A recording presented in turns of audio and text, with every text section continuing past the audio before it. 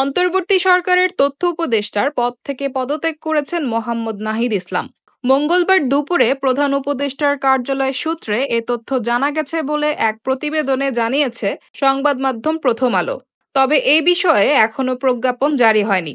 জানা গেছে ২৮ ফেব্রুয়ারি ঘোষণা হতে যাওয়া শিক্ষার্থীদের নতুন দলের আহ্বায়কের দায়িত্ব নিতে যাচ্ছেন তিনি, আর এ কারণেই ছেড়ে দিয়েছেন উপদেষ্টার পদ।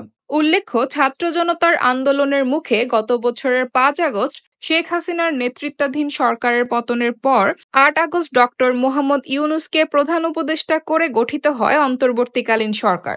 এই সরকারের শিক্ষার্থী প্রতিনিধি হিসেবে উপদেষ্টার পদ গ্রহণ করেন নাহিদ ইসলাম। তবে দায়িত্ব গ্রহণের ৬ মাসের মাথায় পদত্যাগ করলেন তিনি।